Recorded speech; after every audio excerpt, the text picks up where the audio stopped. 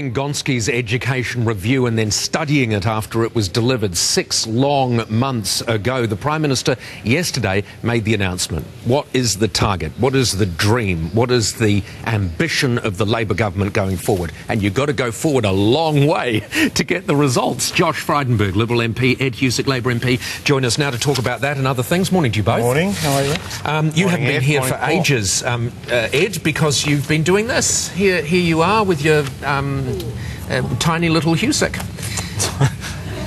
What's his name? His name's Sam, and he's doing really well. He's fantastic. How is his father doing? I'm here with added bags under my eyes, but I'm very happy. It's very nice. Been a great experience, and Bridget's just been amazing as a mum. And it's Sam, is it? Yeah. Well, let's talk about Sam's educational future. Absolutely. Courtesy of Gonski, because by the time Sam is 56 years old, the full Gonski review will have been introduced.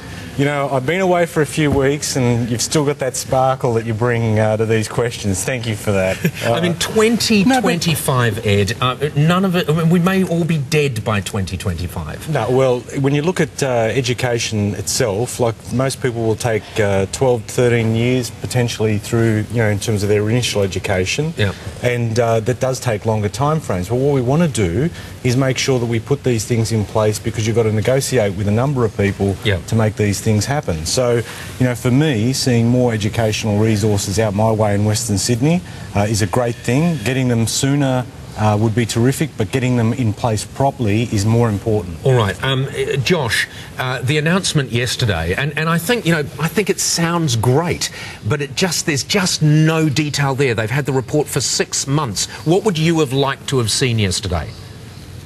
Look, we would like to see more detail, but we know that the Prime Minister is long on rhetoric and short on detail. The fact is, under the Gonski plan, under the government's own modelling, there are 3,200 schools that are going to be worse off. And it seems that with the Prime Minister's statement yesterday, she's got everybody offside, not just the premiers, who are going to be left to foot the bill whenever that comes, but also the education experts at Melbourne University and other places, also the Catholic education sector, also the independent schools. Josh, Josh says there are going to be 3,000 something schools that are going to be worse off. I thought you promised people that no school would be worse off. We've made that commitment. I'd rather lose a tooth than see schools out my way lose any money.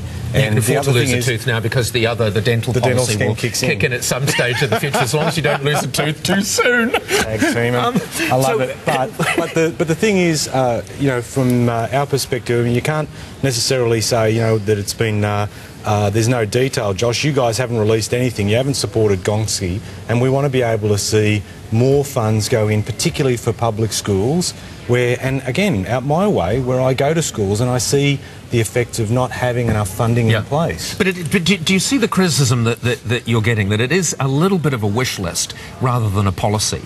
I just want to pick up, Josh, on these 3,000 schools, just very quickly, because we can die of boredom talking about this, we talk about it for too long, but very quickly, how can you say more than 3,000 schools will miss out when the Prime Minister herself is guaranteeing no school will miss out? Well, they haven't promised indexation, and that's going to be the key, whereas we're saying that funding for schools will go up by 6% under our government when we get the chance. You haven't promised indexation. Labor has a hit list. Labor has a hit list, and they do not favour the Catholic and independent schools. Yeah, well, we don't refer to public education funding as an injustice either. Well, either do we.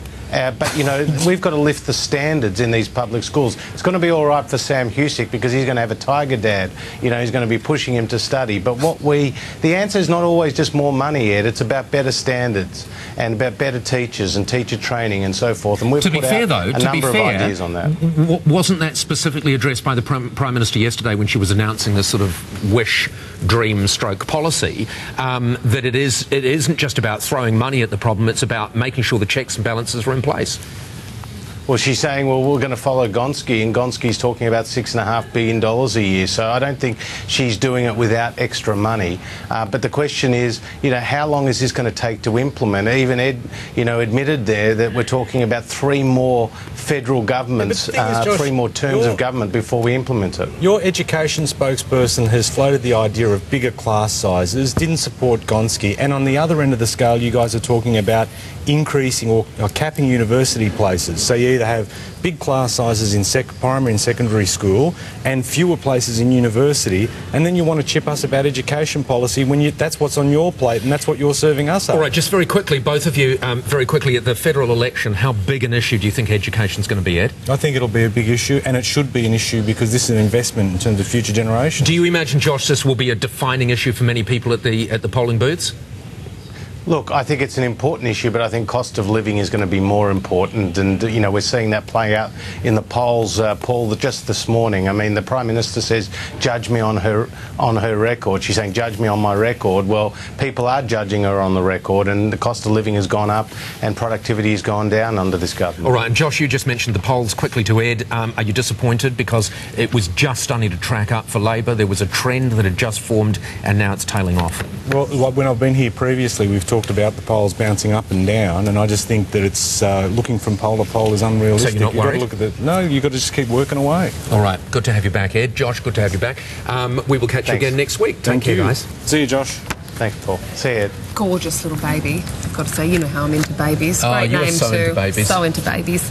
All right, Natasha Exelby will be back. I'm just worried about his education, that's all. Natasha X will be back on the desk after the break to give us the latest news and sport.